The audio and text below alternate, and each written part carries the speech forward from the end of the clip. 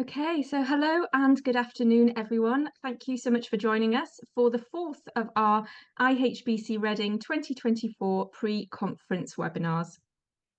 I'm Anharad Hart, Education and Application Support Officer with the IHBC, and it's my pleasure to introduce Dr. Caroline Ikin, who will be leading today's session on Munstead Wood. This webinar forms part of a series that IHBC are organising in the run-up to the annual school, which will be hosted in Reading this year between the 12th and the 15th of June.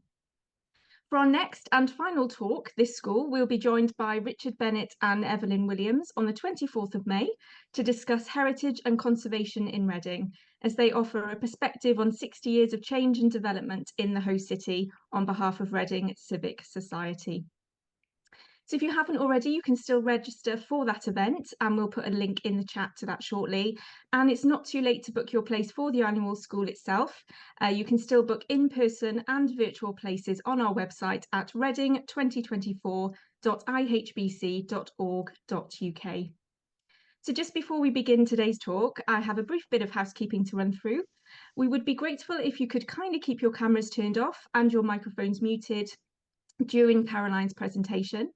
And if you do have any questions as we go along, then please feel free to add these to the chat and we can come back to them at the end. If you can't see the chat function at the bottom of your screen, you may need to click on the three dots and select it from there. We're also being assisted today by my colleague Michael Netter, IHBC's Professional Services Officer, who will be supporting. So should you have any technical issues, then please drop a message in the chat and we'll try and support you as best we can. We aim to finish today by 2:15, which includes time for Q&A at the end. And now I'm delighted to welcome Dr. Caroline Ikin, who's agreed kindly to host today's webinar. Caroline is National Trust Curator at Munstead Wood. She has previously worked in museums and for the Gardens Trust, and her research interest is in 19th century art, architecture and gardens. She's the author of The Victorian Garden, The Victorian Gardener, The Kitchen Garden, and has written for the Oxford Dictionary of National Biography, Garden History, Furniture History, Museums Journal, and various other publications, and was awarded the Mavis Beatty Essay Prize in 2022. She's lectured widely, including at the Gardens Trust, the V&A, Furniture History Society, Watts Gallery, and Oxford University. And we're very fortunate to have her with us today. So with that, thank you again, Caroline, and over to you. Thank you very much, and it's a pleasure to be talking to you today about Munstead Wood. So I'm going to talk about Munstead Wood in Surrey, which is a house designed by Edwin Lutyens and the home of Gertrude Jekyll, who's well known to us as a gardener, a writer and a garden designer, but her life and work encompassed much more besides. Jekyll referred to herself as an artist gardener, and her artistry was applied not just to gardening, but to all aspects of her work, which included painting and crafts such as embroidery, gesso work, silver repoussé, wood carving, and gilding. And Jekyll created a garden for herself at Munstead Wood, which she began around the 1880s and continued gardening there until her death in 1932. She asked her young friend, the architect Edwin Lutyens, to design her a house at the very beginning of his career, which itself was the beginning of a very successful and influential partnership between the two of them. And after Jekyll's death, the planting of the garden at Munstead Wood became overgrown and eventually was mostly lost. But in the early 1990s, much of the garden was restored by the private owners, and there was at this point a revived interest in the work of Jekyll. The house and garden were acquired by the National Trust in April of last year, after over 70 years in private family ownership. And while we really acquired Munstead Wood for the significance of the garden primarily, the house, of course, is a vital part of the story for what it can tell us about Gertrude Jekyll, her work, her taste, her relationship with Lutyens, and her character. And I should add here that the house is Grade 1 listed and the garden a Grade 1 registered landscape, so they've been recognised nationally for their significance. And over the past 18 months or so, I've been involved in research for this project to inform how we present and interpret Munstead wood. And I'll be sharing some of that with you today, focusing on the less well-known side of Gertrude Jekyll. So rather than her gardening, we'll be looking at her craft and design skills and the furnishing of her home at Munstead Wood, and considering her collaboration with and her influence on Edwin Lutyens.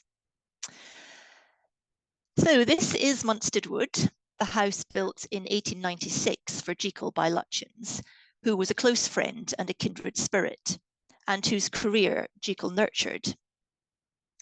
They collaborated on many garden designs over the succeeding decades, but their partnership began at Munstead Wood, where Lutyens created a home for Jekyll that she described as being just right. The house includes a large workshop, a book room, and a dark room, all conceived to suit Jekyll's chosen lifestyle and to suit her particular requirements. And we're looking at a photograph here of Jekyll taken around the time she acquired the land at Munstead Wood and began to garden there and think about building a house. She looks rather fierce in the photograph, but I think that although she was definitely serious and purposeful, her true character was much more playful, and this comes across in her relationship with Lutyens. So I'll begin with a bit of background to give some context to Jekyll's work with Lutyens. Jekyll had grown up in Surrey and developed a real affinity with the county, its landscape, its vernacular buildings, and its traditions. But when she was in her mid-20s, her father inherited a house in Berkshire and moved the family there. But it seems Jekyll never felt quite at home there. She spent a lot of time in London, where she attended art school, and she had a wide circle of artistic friends. And she also travelled abroad. And so when her father died about 10 years later, Jekyll and her mother immediately moved back to Surrey, building a new house for themselves on Munstead Heath, only a few miles from where she'd grown up. This house was called Munstead House, and Jekyll created a garden there on the scrubby heath. She was by now in her late 30s and was clearly an independent woman living a purposeful life, with no intention of settling down into the conventional role of a married woman, as might have been expected of her. And when the opportunity arose, she purchased a 15-acre plot of land on the other side of the lane from her mother's house, with the intention of creating a garden and of eventually building a house. Jekyll had an older brother who would inherit, so she knew she would have to find a home of her own when the time came. And it wasn't until shortly after her mother's death in 1896 that Jekyll agreed a plan with Lutyens and her new home was built.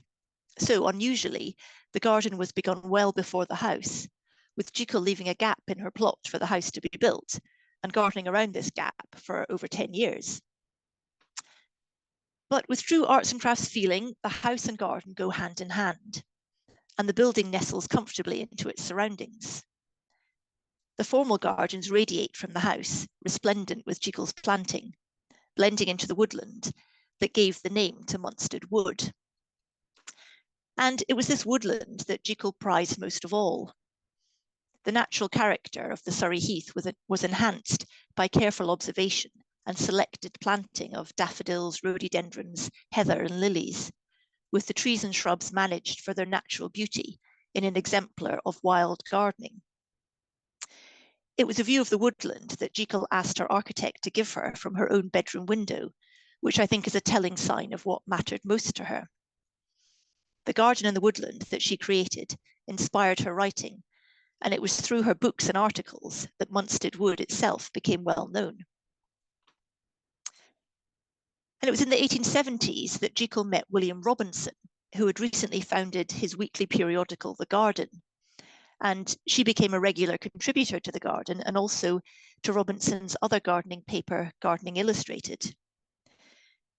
The start of Jekyll's writing coincides with the purchase of the land that was to become her garden at Munstead Wood. So we see her ideas for the new garden translated into articles for the gardening press.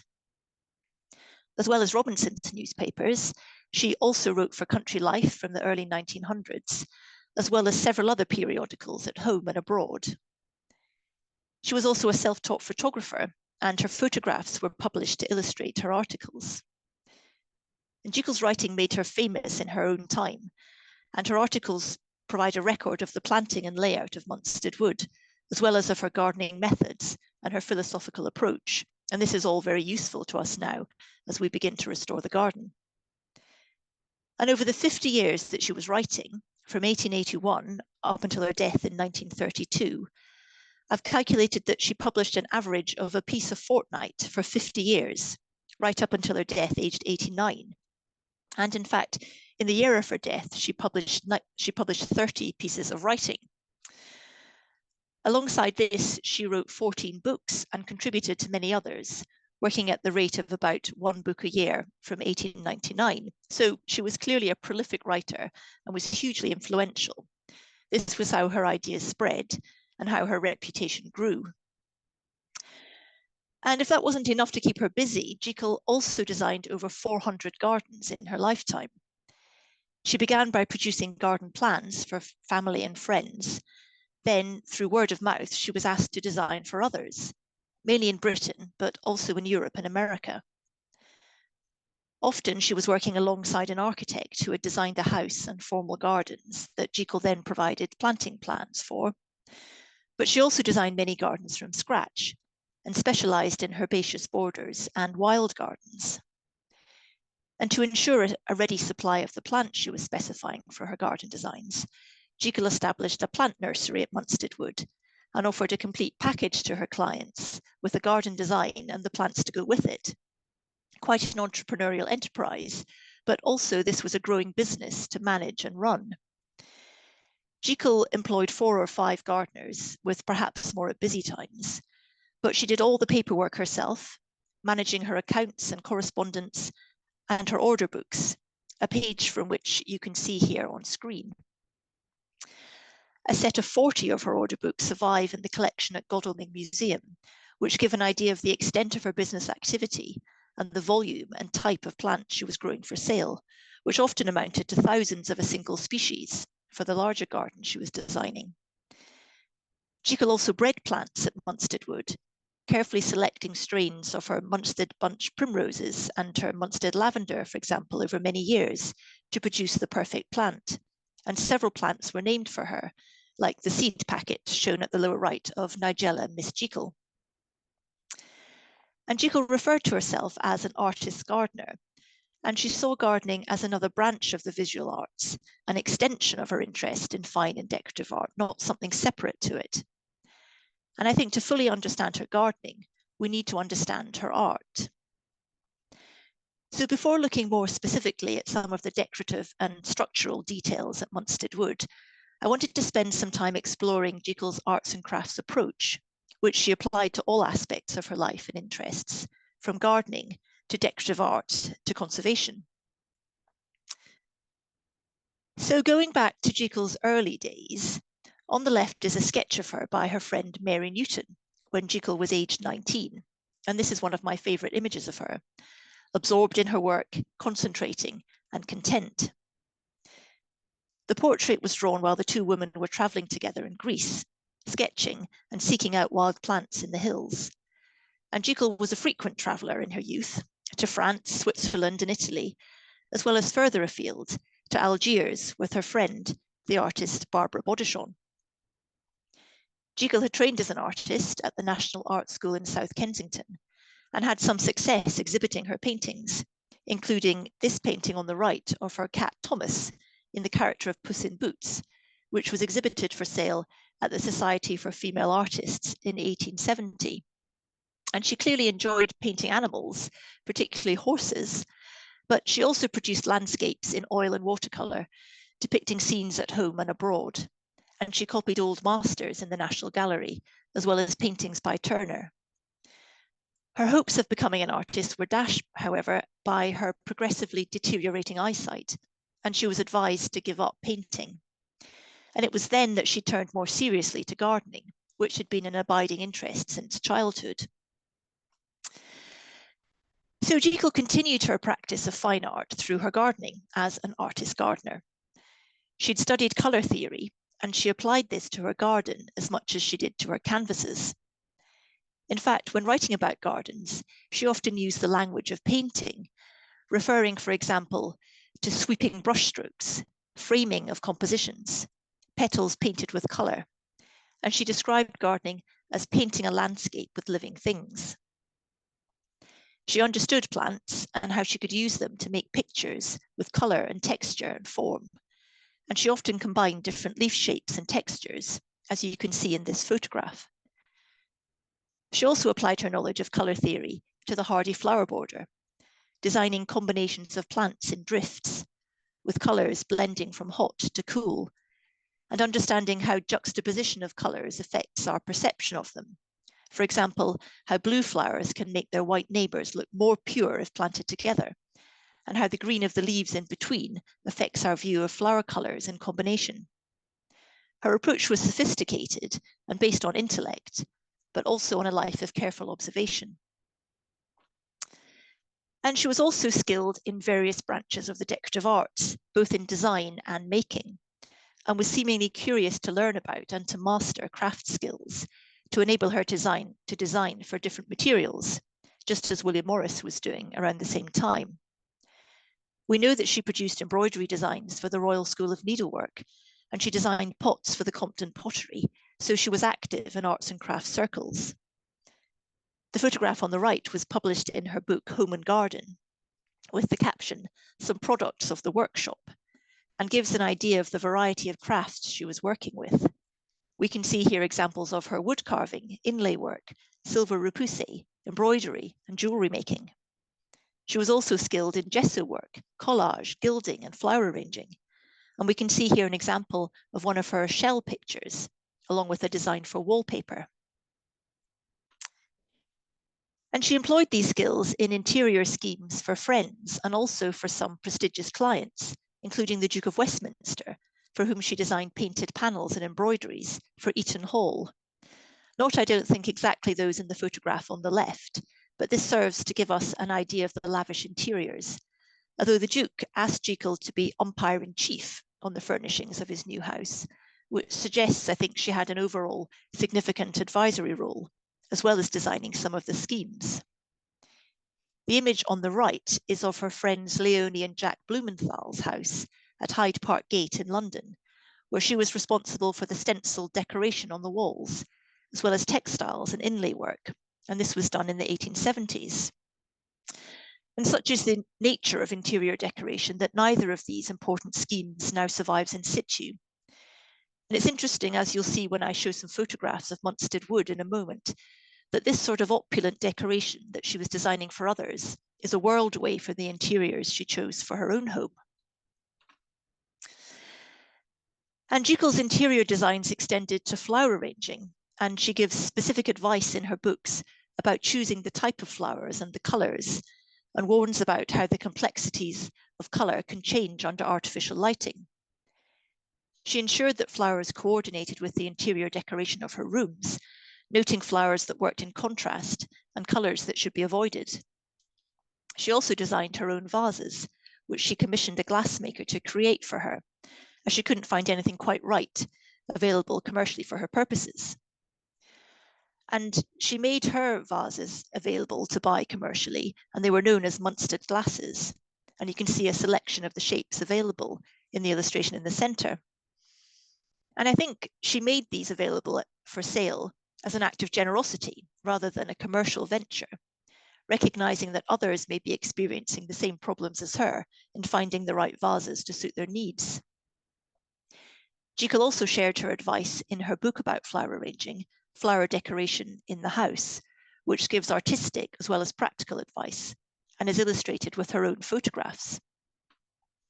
And photography was another branch of the arts that she took up with her customary curiosity, learning the techniques of this new medium by observation and by trial and error. Jekyll had Lutyens design her a darkroom in her house at Munstead Wood, leading directly from her workshop. And remarkably, this survives together with some of its original fittings. Although others were experimenting with photography at the end of the 19th century, she was one of the first women to take photographs specifically for publication, and she supplied images of plants and flowers for William Robinson's gardening periodicals, as well as for his best-selling book, The English Flower Garden, published in 1883. And this all began while she was living with her mother at Munstead House, before her house at Munstead Wood over the lane was built. But it was during this time, in the 1880s, that she began gardening at Munstead Wood, and her photograph albums are a valuable record of the developing garden. She also took photographs of the buildings of her neighbourhood, which she published in her book, Old West Surrey, her only book on a subject other than gardens and gardening, along with images of tools, cottage furniture, and domestic items. And this brings us on to Jekyll as a collector. She described herself as a person of accumulative proclivity. At the bottom right, you can see one of her photographs of 3 rushlight holders that formed part of her large collection of household items found in Surrey cottages. Recording local vernacular architecture, cottage furnishings, tools, and dress was important to Jekyll, along with preserving the less tangible, such as local customs and dialect. And her book, Old West Surrey, is a record of these traditions, illustrated with photographs of items from her collection. And Jekyll gave this collection to the Surrey Archaeological Society in 1907, and it was displayed at Guildford Museum from 1911. A few years later, in 1916, she gave around 70 items of textiles to the Victoria and Albert Museum, collected by her at home as well as when travelling. And there's an example of a beaded parasol from Italy, shown here at the top right. And as with the Surrey items, her gift to the museum would ensure long-term preservation. But it was also, I think, an example of her generosity of spirit and desire to share her collections with others. The image to the left shows some of Jekyll's collection of ceramics from Munstead Wood that are now on display at Godalming Museum, and gives an indication of her taste in simple rustic forms, showing the local character of their place of origin. So I think all these things together, the art and design, the making, the collecting, the concern over conserving tradition, the learning of new skills, and the generosity of spirit, are all bound up in the arts and crafts ethos that underpinned Jekyll's life at Munstead Wood. She and Lutyens were clearly kindred spirits, and Munstead Wood is a collaboration of ideas, realised through Lutyens' skill as an architect, but founded on Jekyll's ideal of home. The house has echoes of the traditional buildings of the area, yet it's entirely modern. It's full of character, yet it's unassuming and nestles into the landscape where it seems to belong. Indeed, Jekyll said that the house had taken to itself the soul of a more ancient dwelling place. And the massive oak timbers that hold up the roof are from trees that Jekyll remembered from childhood, growing nearby. She also said that the house was just right, and to see and know that it is right is a daily reward and a never-ending source of satisfaction. She clearly loved living there, and she remained at Munstead Wood for the rest of her life. And you can see in the inscription in the North Court, illustrated here, that the builder, Thomas Underwood, is named alongside the owner and her architect, indicating the importance of the craftsman and his skill to the partnership that made the house, something John Ruskin would have approved of. And you can hear the echo of Ruskin again in Jekyll's assertion that in her house, and I quote, "There is no clashing of styles, no meretricious ornamentation, no impudence of cast iron substitute for honest handwork, no moral slothfulness. This was a house of principles and integrity that embodied the spirit of the arts and crafts." So moving on now to look inside the house, and as well as the material evidence in the house itself, there are various archive sources that reveal both Jekyll's tastes and her inspiration. Illustrated on the right is a page from a scrapbook in the collection at the Linley Library, in which Jekyll has gathered and stuck in bits of paper with designs for all sorts of decorative details, pieces of jewellery, ornamental carvings, embroidery, mosaics, and monograms, as well as sketches of interiors of great houses, such as Berkeley Castle. The example on screen is one of 180 pages packed with these little scraps of inspiration, some of which I've traced to decorative details at Munstead Wood and to photographs of Jekyll's work. The scrapbook reveals Jekyll's extraordinary design skills and shows how she took inspiration from what she saw around her, particularly details of 17th century English furnishings, as well as floral patterns. And next to the scrapbook in the centre is a page from one of Jekyll's photograph albums in the collection of the Environmental Design Archives at the University of California, Berkeley. There are 6 albums at Berkeley containing thousands of photographs, and these albums are a valuable record of Jekyll's work. Next to this, on the left, is the image we've just looked at of the products of the workshop from Jekyll's book Home and Garden, with another photograph below showing more of her decorative work. These published and unpublished photographs are mostly of the garden and of plants, but among them are a few like these here that help us understand Jekyll's design and making, as well as her interiors at Munstead Wood. And she offered some descriptions in her published writing too. So staying with this photograph, the inlaid panel depicted here is now incorporated into the fabric of Munstead Wood as the door to a corner cupboard in the sitting room, shown on the right. It's a very accomplished piece of bone inlay work and has a small sticker on the reverse that suggests it may have been exhibited at some point. And we're not sure when it was installed as a cupboard door at Munstead Wood, as it doesn't appear in the early photographs in its current position. But we're certainly very pleased to have a surviving piece of Jekyll's work in the house. And there are in fact more. This is the door to Jekyll's workshop, the only internal door in the house to differ from Lutchin's design used for the other rooms, suggesting the significance of the room beyond. The door is of walnut with ebonized bosses, and the inlay work is assumed to be Jekyll's, but the design of the door appears to have been conceived in collaboration with Lutchin's, as I recently came across this sketch among Lutchin's papers at the RIBA. The escutcheon also appears to be a Lutchin's design, although the design of the handle, as you can see, is modified from the original sketch. Some more examples of Jekyll's handwork. This is another inlaid panel, this time with mother of pearl as well as bone or ivory, and this one is incorporated into a corner cupboard in the book room. Again, it's unlikely it was originally in this position, but I'm confident that this is also Jekyll's work.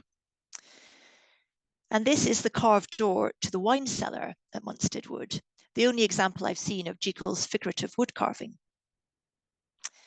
This is a gesso panel above the fireplace in the dressing room, and the design is similar to one that appears on the binding of Jekyll's book Home and Garden, and illustrates how Jekyll could adapt her designs for different materials and media.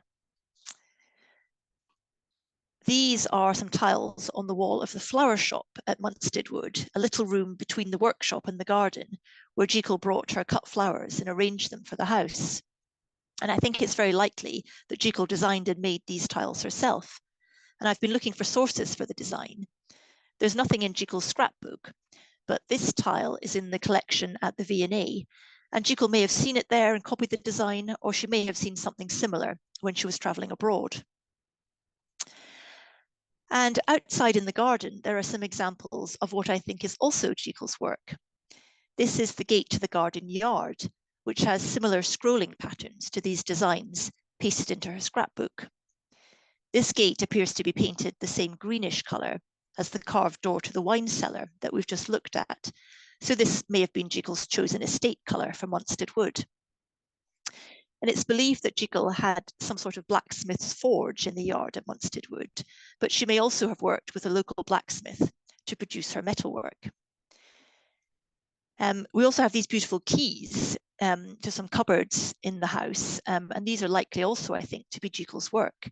There are 5 of them, all with different designs, and their survival in the house is really remarkable. So now I'd like to move on to look at how Jekyll furnished Munstead Wood, which I've been piecing together from the few items of furniture that remain in private and museum collections. And our furniture curator, Megan Wheeler, has been working on this too, and we've been analysing written descriptions and historic photographs, as well as the Munstead Wood sale catalogue of 1948, which was the year the house finally left Jekyll family ownership, a full 16 years after Jekyll's death. And Jekyll, of course, had lived in the house for 35 years, so there were bound to have been changes in her lifetime. And most of the visual evidence dates from around 1900, so from the early years of her time there. Some valuable evidence of the furnishings is gleaned from the plans of the house, now in the RIBA collection. And this is Lutyens' plan for the ground floor of Munstead Wood, dated 1896. And I hope that you might just be able to make out in the drawings some little drawings in pencil on the plan there, showing the position of furniture within the rooms. And this is a close-up of what's labelled the hall, but which Jekyll called the sitting room. And the layout of the movable furnishing sketched here in pencil is largely confirmed by the visual evidence of photographs. The penciled marks show both Jekyll and Lutyens' handwriting, and some is upside down. So I think we can justifiably picture Jekyll and Lutyens with their heads together over the plans, discussing how the dimensions of rooms will accommodate Jekyll's furniture and how it might best be arranged, and marking the positions onto the plans. And this is a view of the sitting room at Munstead Wood, published in Country Life in 1900, which gives a good illustration of Jekyll's taste in simple, heavy oak Jacobean furniture and plain lime-washed walls. In an era of patterned wallpaper, heavy drapes, and overstuffed armchairs, this style of decoration was nothing if not radical, and accounts given by Jekyll's visitors often comment on the plain walls as something out of the ordinary. Her simple furniture was largely inspired by the interiors of cottages and reflects her interest in tradition and utility. And this three-legged side table that you can see on the left of the image was illustrated by Jekyll in her book Old West Surrey as an example of typical cottage furniture. It's described in the book as being particularly low and of great antiquity.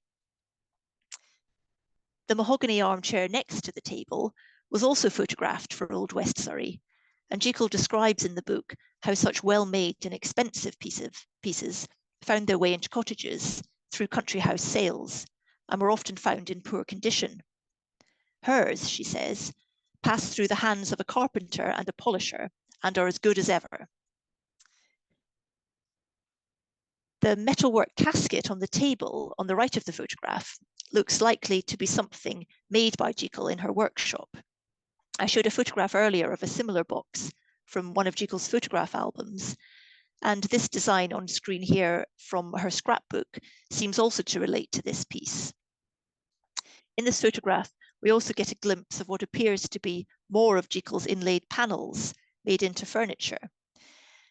And these panels match those illustrated by her in the photograph we've looked at of her products of the workshop. But the current whereabouts of this cabinet is unknown. Another key source for Jekyll's furnishings is this sketch by Lutyens' young daughter Mary, presumably done on a visit to see Aunt Bumps, as the Lutyens children called Jekyll. This, together with another showing the other side of the room, are now in the collection at Godalming Museum, and the detail of the sketches does seem to be extremely accurate. These two little wooden chairs in the middle of the drawing correspond with a photograph of a chair in Jekyll's album that's captioned Majorca chair, lemon wood, seated with string, which does appear to be rather diminutive in size, just as the chairs appear in the sketch. The rush-seated oak ladder-back chairs typical of cottage furniture appear in various places around the house at Munstead Wood, and here you can see one next to the door at the left of the drawing. The two cabinets on stands shown against the back wall are perhaps less typical of cottage furnishings, but popular in late 19th century interiors, where marquetry and lacquer cabinets were often combined with traditional English furniture. And this is ostensibly a photograph of a branch from the garden, but the furniture Jekyll's used to prop it up with gives an idea of some of her grander furnishings. And the sale catalogue lists various pieces of lacquer or japanned furniture in the dining room and also in the main bedroom. This is Mary Lutyens' other sketch showing the northern wall of the sitting room. And you can clearly see the other of Jekyll's two restored mahogany chairs depicted here, together with ceramics displayed on the walls. And there are some pieces in museum collections that have a Munstead wood provenance, including this desk at the Garden Museum in London and a lacquer side table at Godalming Museum, which helps to build a picture of the furnishings. The 1948 sale catalogue lists hundreds of pieces, so there are undoubtedly more out there in private collections just waiting to be discovered. This is another illustration of the sitting room, taken from the book Modern Homes by Raffles Davison, published in 1909. And the revolving bookcase at the left was depicted by Mary Lutyens in her sketch too. And there's a certain degree of comfort shown here in the sofa, as elsewhere all we've seen is hard wooden chairs. Jekyll mentions in one of her books that the curtains in this room are of a madder-dyed cloth that I take to be a reddish colour. And she says the upholstered furniture is mostly covered with stuff of a dull orange colour, which helps to put some colour into our image of the room. The text accompanying this illustration describes the house as charming, delightful, and as having unaffected simplicity and quiet picturesqueness, which chimes with Jekyll's own descriptions of the house. Another evocative description comes from Elizabeth Lutyens, another of Lutyens' daughters, who stayed for a few months at Munstead Wood in 1933, not long after Jekyll's death, and writes of the visit that we adored it. It was dark and cool, with long galleries overlooking the wonderful garden, large rooms, and quiet corners. The whole house redolent of wood burning, potpourri, and furniture polish. So moving up to that gallery now with its windows overlooking the garden, illustrated here in a photograph from Country Life. The gallery was uncarpeted and simply furnished with oak linen chests. And the one you can just see on the left was illustrated by Jekyll in Old West Surrey. And the caption on the original photograph informs us that it was bought in High Wycombe for £15. The chest appears again in several of Jekyll's photographs as a suitable prop for flower arrangements. And the ladder-back chairs are again very similar to the ones illustrated here in Old West Surrey, and these again are typical of cottage furnishings. So now moving to the dining room, where there was this dresser or sideboard designed by Lutyens, on which Jekyll displayed some of her collection of pewter. And I know nothing else about this piece of furniture beyond this photograph. So if anyone can shed any light on it or on its current whereabouts, I'd be very interested to hear. All the evidence that remains of its presence at Munstead Wood is this outline on the painted floor, but at least we have a trace of it still in the house. Lutyens also designed a bedstead for Jekyll, listed as lot 48 in the 1948 sale catalogue. But again, all I know of this is the description given here of a carved and panelled oak bedstead. So again, if anybody has any clues about where this might be, I'm keen to hear. And I can't believe that these early pieces of furniture by Lutyens could have disappeared without a trace. Now, perhaps the most well-known and now ubiquitous piece of furniture designed by Lutyens was also evident at Munstead Wood. His garden seat, designed for Little Fakenham in West Sussex in 1902, appears in photographs of the North Court at Munstead Wood from the early 20th century. The image published in Country Life in 1900 at the top of the screen shows a different form of garden bench positioned at the top of the steps. But by the time Gardens for Small Country Houses by Jekyll and Lawrence Weaver was published in 1912, there was a Lutyens bench occupying the same position below Jekyll's Swags of Clematis, as you can see in the photograph at the bottom left. The bench is illustrated in Weaver's Houses and Gardens by E.L. Lutyens of 1913, shown in the centre, and the distinctive ripple-moulded paving confirms that this is Munstead Wood.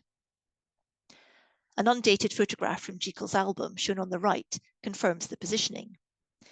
So even in the years after Munstead Wood was built and furnished, Lutyens was clearly still involved in furnishing and aesthetic choices, and changes were being made. So now I'd like to move on to look at some of the fixtures and fittings at Munstead Wood, which the evidence suggests were designed collaboratively by Jekyll and Lutyens. And I'm starting with the bell pull at the front door, as it's a lovely example of the attention paid to even the smallest detail. This tiny sketch from Jekyll's scrapbook, shown in the centre, matches the profile of the bell pull, and visitors still have the pleasure of pulling this handle to announce their arrival at Munstead Wood, although now it's wired up to a rather horrible sounding buzzer, which I'm sure was not what Jekyll and Lutyens intended. And the profile of the fireplace in the sitting room also features in Jekyll's scrapbook, marked up with the materials exactly as they appear today. What's not clear is whether this is a design by Jekyll of her proposed fireplace or a sketch done afterwards of the actual fireplace. And the brick detailing you can see in the photograph was added in the 1970s or 80s to reduce the size of the hearth. And this disrupts the clean lines of the profile that we see in the drawing, and as it was envisaged by Jekyll. And this is an intervention that we'll probably remove to reinstate the original intention. The staircase is another original feature in the house, and the finials on the balustrade make an appearance in the scrapbook too. The sketch, shown here in the centre, is rather fuzzy, I'm afraid, as it's tiny, so I've had to zoom in to try to get the detail. But there definitely seems to be a relationship between this sketch and the finial at the top of the stairs, which I'm showing next to it on the right. The caption in the scrapbook is not entirely clear, but there's a reference to Munstead Wood that seems to connect the two. And another intriguing piece of evidence relating to these finials was discovered at nearby Sullingstead, built around the same time as Munstead Wood by the same builder, Thomas Underwood, and also designed by Lutyens. What we're looking at in the centre of the screen appears to be the full-size carpenter's drawing for the finial, drawn onto a plank of wood, which has subsequently been reused on the side of a dormer window at Sullingstead, out of sight until revealed by renovations, and identified by Lutyens experts Michael and Francis Edwards. And I would agree that there's no doubt it matches the profile of one of the finials at the top of the staircase at Munstead Wood. Interestingly, in Lutyens' early sketches of the proposed house, the staircase finials are all the same, whereas what was actually installed is a selection of various different types, seemingly randomly arranged. So this may have been an idea introduced by Jekyll. And when we compare Munstead Wood to other houses Lutyens designed shortly afterwards, at least some of these finials seem to share a typology. And there may well be other examples beyond Deanery Garden and Goddard's that I'm showing here. What I'm wondering is whether the genesis of this idea can be found in Jekyll's scrapbooks, and whether there are other features recognised as typical of Lutyens' work that we can trace back with evidence to Jekyll. Another feature from Munstead Wood that's used again by Lutyens in other houses is the wide corridor or gallery on the first floor. You can see the marked similarity with the distinctive beams at Deanery Garden shown in the centre, and the range of windows along one side, a feature that surfaces again slightly later at Lindisfarne, shown on the right. And although this was an adaptation of an earlier building, it has the same quality of space and light that Lutyens first achieved at Munstead Wood.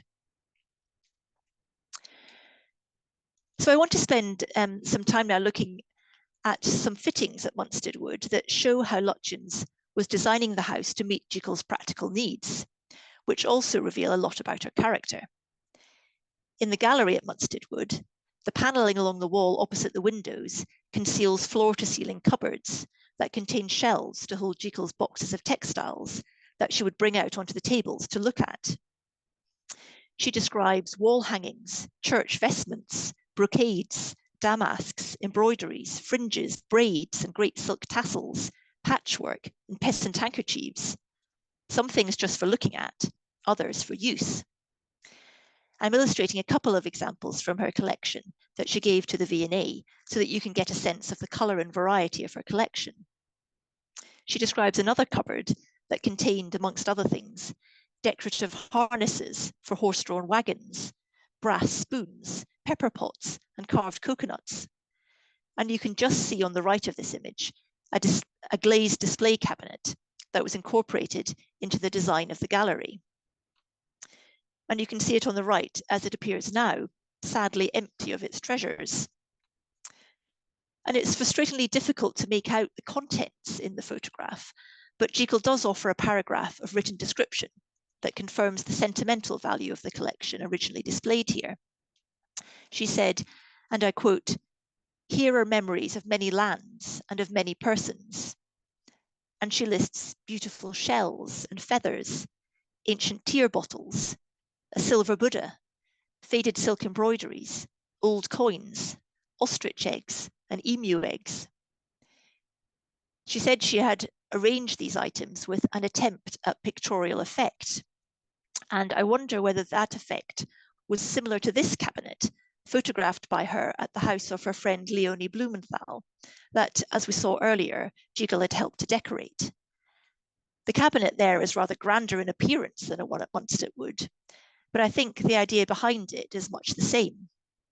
You can hopefully make out in the blown up image on the right, the staging and shelves that compare to those in the empty Munstead Wood cabinet at the bottom of the screen, which would allow for a similar effect to the Blumenthal's display, which also appears to include personal treasures and souvenirs. And finally, this is the mantelpiece in Jekyll's workshop at Munstead Wood, which was another place for the display of favourite objects in the shelved alcoves above the fireplace. In the central niche, we have Bellatrix, the female warrior, which Jekyll cast from a Greek terracotta figure, and was special enough to be granted a place in her photograph album. On the shelf is Pigott, who was a sort of mascot of the workshop, made by Jekyll and known to her friends. And further research is needed to determine the origins of this figure and to understand its apparent racial stereotyping. Pigott's photograph also had a place in Jekyll's album, and we learn in her written description that she made his necklace especially for him, and the design is in her scrapbook, labelled Pigott's necklace. Also on the shelves are some of the everyday cottage items illustrated in Old West Surrey. So we have a good indication here of the things that were important to Jekyll and which she used to ornament her rooms.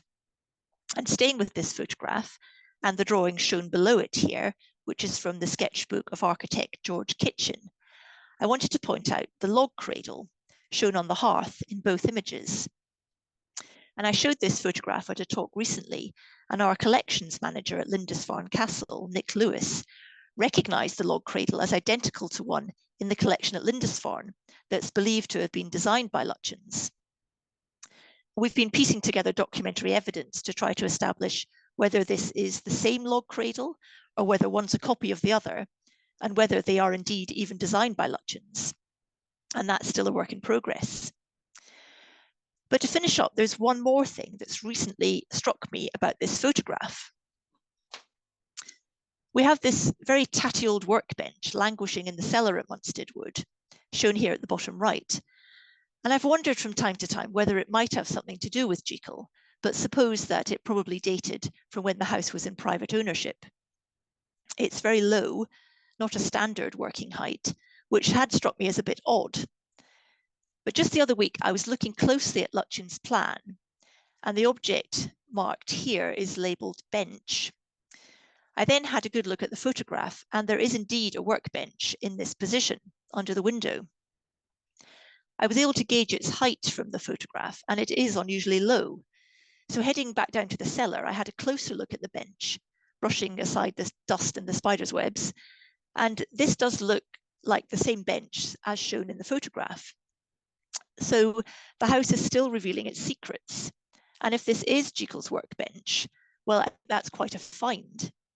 To have this tangible connection to Jekyll as a designer and maker helps to tell the story of this driven, purposeful and talented woman, whose headstone bears the simple epitaph, artist, gardener, craftswoman. Thank you very much for listening.